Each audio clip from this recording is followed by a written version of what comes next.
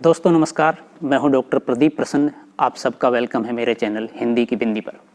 आइए आज कुछ नई बात सीखते हैं नए टॉपिक के साथ में।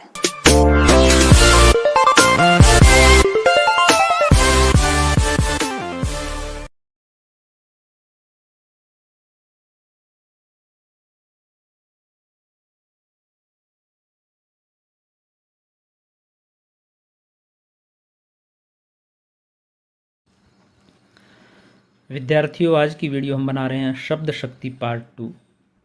इससे पहले हम शब्द शक्ति को लेकर के एक वीडियो बना चुके हैं, जिसमें शब्द शक्ति का अर्थ, उसकी परिभाषा, उसके प्रकार और अभिधा शब्द शक्ति को लेकर के विस्तृत रूप से चर्चा कर चुके हैं। आज हम लक्षणा शब्द शक्ति की बात करेंगे और उसके आगे के पार्टों के बारे में बात करेंगे। तो वीडियो प्रारंभ करने से पहले आप सबसे निवेदन है, यदि आपने हिंदी की बिंदी चैनल को अभी तक सब्सक्राइब नहीं किया है तो प्लीज़ उसे सब्सक्राइब जरूर करें, बेल आइकॉन को जरूर दबाएं ताकि कोई वीडियो आप मिस ना कर पाएँ। तो आइए शुरू करते हैं आज की वीडियो। और प्ले लिस्ट पर जाकर आप कक्षावार जो वीडियो बना रखी हैं उसमें देख सकते हैं। शब्द शक्ति लगभग कक्षा 8 से लेकर के स्कूली स्तर से महाविद्यालय स्तर, विश्वविद्यालय स्तर और अनेक प्रतियोगी परीक्षाओं से संबंधित सवाल से संबंधित टॉपिक है, इसलिए सभी के लिए उपयोगी है। लक्षणा शब्द शक्ति अभिधा के असमर्थ हो जाने पर जिस शक्ति के माध्यम से शब्द का अर्थ बोध हो उसे लक्षणा कहते हैं। लक्षणा की शर्तें, लक्षणा के लिए 3 शर्तें हैं, यानी कि लक्षणा कहाँ पर होगी या कैसे होगी। मुख्यार्थ में बाधा है, इसमें मुख्य अर्थ या अभिधेय अर्थ लागू नहीं होता, वह बाधित,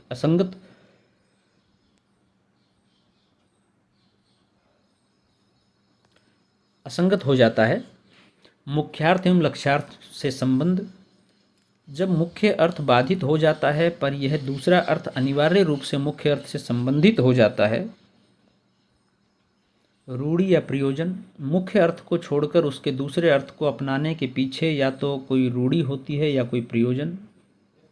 रूढ़ि कहते हैं प्रयोग, प्रवाह, प्रसिद्धि को,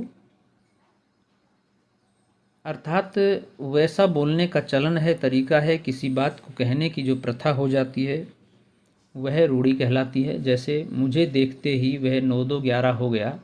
इस वाक्य में 9-2-11 होना मुहावरे का अर्थ है भाग जाना। इसके बदले में यदि कोई कहे कि मुझे देखते ही वह 10-20-40 हो गया, यानी कोई संख्या बताना नहीं है, या मुझे देखते ही वह 11-2-9 हो गया, तो इसका कोई अर्थ ही नहीं होगा, क्योंकि ऐसी कोई रूढ़ि नहीं है।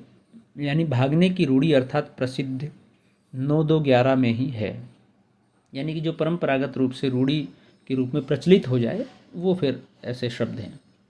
प्रयोजन कहते हैं अभिप्राय या मतलब को, अर्थात हमारे मन में कोई ऐसा अभिप्राय है जो प्रयुक्त शब्द से व्यक्त नहीं हो रहा है, तब उसके लिए दूसरा शब्द प्रयोग कर अपना अभिप्राय प्रकट करते हैं।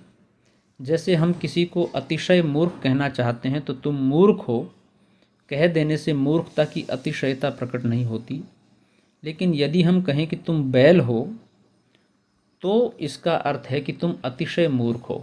यानी कि यहाँ जो बात कह रहे हैं उसका जो प्रयोजन है वो अभिप्राय स्पष्ट होना चाहिए, चाहे शब्द उसके लिए दूसरे हों। या बैल शब्द का प्रयोग मूर्खता की अतिशयता बताने के प्रयोजन से किया गया है। लक्षणा की शास्त्रीय परिभाषा, मुख्यार्थ के बाधित होने पर जिस शक्ति के द्वारा मुख्यार्थ से संबंधित अन्य अर्थ रूढ़ि या प्रयोजन के कारण लिया जाए वह लक्षणा शब्द शक्ति है। उदाहरण से हम इसको समझने का प्रयास करते हैं। सभी मुहावरे व लोकोक्तियाँ इसके अंतर्गत आती हैं। सभी मुहावरों एवं लोकोक्तियों में लक्षणा शब्द शक्ति के सहारे अर्थ ग्रहण किया जाता है।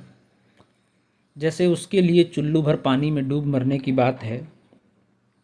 इस वाक्य में चुल्लू भर पानी में डूब मरना मुहावरा है, हमें शब्दों का मुख्यार्थ अभिष्ट नहीं है, हम इनके दूसरे अर्थ की ओर ध्यान देते हैं, उन्हीं अर्थों को समझते हैं। बड़ी लज्जा की बात है। इसी तरह रामचरण की जगह उसके भतीजे पिंटू के घर के मालिक होने पर उसके पड़ोसी ने कहा, हंसा थे सो उड़ गए कागा भय दीवान।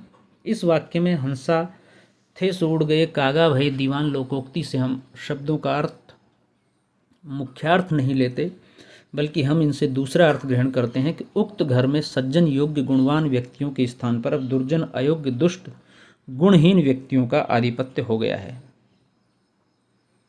एक पदबद्ध उदाहरण निराला की वह तोड़ती पत्थर कविता की अंतिम पंक्ति, देखा मुझे उस दृष्टि से जो मार खा रोई नहीं, दृष्टि मार नहीं खाती प्राणी मार खाता है।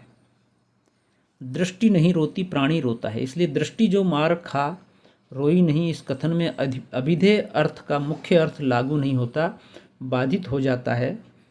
तब हम उससे संबंधित अन्य अर्थ दूसरा अर्थ लेते हैं। तो इस तरह से लक्ष्यार्थ अपना अर्थ प्रकट करता है। कवि उस स्त्री की बात कह रहा है जो जीवन संघर्ष में बार बार मार खाकर या आघात झेलकर रोई नहीं। एक और पद्यबद्ध उदाहरण से हम समझने का प्रयास करते हैं। दिनकर की काव्यकृति रेणुका का उदाहरण है। विद्युत की इस चकाचौंध में देख दीप की लो रोती है, अरि हृदय को थाम महल के लिए झोंपड़ी बली होती है। इस पद्य का मुख्यार्थ स्पष्ट है कि विद्युत की इस चकाचौंध में दीप की लो रोती है, अरि हृदय को थाम ले, यहाँ महल के लिए झोंपड़ी बली होती है। किंतु इसका लक्ष्यार्थ यह है कि महलों में रहने वाले लोगों को जो वैभव प्राप्त है, जो ऐशो आराम सुख संसाधन संपदा प्राप्त है, वह वस्तुतः झोंपड़ी में रहने वाले मजदूरों के श्रम, उसके परिश्रम, उनके पसीने की मेहनत की बदौलत उनका परिणाम है। अर्थात मजदूर जब मेहनत करता है, मकान का निर्माण करता है, तो महल को वो गढ़ता है। उस महल की में चित्रकारी मजदूर करते हैं, उसमें लिपाई पुताई रंग रोगन सारा काम, फर्नीचर का काम मजदूर वर्ग मेहनती लोग करते हैं। और उसमें जब बड़े धनाढ्य पैसे वाले लोग ऐशो आराम से रहते हैं, तो झोंपड़ी के लोग मजदूर लोग महल में रहने वाले लोगों के संसाधन को निर्मित करते हैं। तो इस पद में महल का अर्थ महल के निवासी अर्थात धनी, और झोंपड़ी का अर्थ झोंपड़ी के निवासी अर्थात निर्धन लोगों के लिए अर्थ प्रकट होता है। ये लक्षणा शब्द शक्ति से ग्रहण किया जाता है। इसी प्रकार इस पद में प्रयुक्त विद्युत की चकाचौंध का वैभव अर्थ और दीपक की लो का रोना का श्रमिक जीवन अर्थ भी लक्षणा शब्द शक्ति द्वारा ज्ञात होता है। दीपक की लो आप जानते हैं धीमे धीमे मध्यम गति से जलती है, उसका जो प्रकाश का फैलाव है बहुत सीमित होता है, और दूसरी जो रोशनी है वो बहुत तीव्र गति से तेज होती है, लेकिन वो लगातार जलती रहती है, वो श्रम करती है, परिश्रम करती है, मेहनत करती है। तो उस अर्थ को वहाँ प्रकट किया जा रहा है। तो विद्यार्थियों, आज की वीडियो हम यहीं समाप्त करते हैं। आपने वीडियो पूरी देखी उसके लिए धन्यवाद। वीडियो कैसी लगी हमें ज़रूर बताएं। अच्छी लगी हो तो लाइक कीजिए, शेयर कीजिए, कमेंट्स कीजिए और चैनल को सब्सक्राइब करना न भूलें। आपके मन में कोई सवाल है, कोई जिज्ञासा है, कोई प्रश्न है, या आप कुछ जानना चाहते हैं, समझना चाहते हैं, तो कमेंट्स के माध्यम से बताइए, हम उसका समाधान करने का प्रयास करेंगे। आज के लिए इतना ही। नेक्स्ट वीडियो में नेक्स्ट टॉपिक के साथ फिर मिलते हैं। तब तक के लिए शुक्रिया। नमस्कार।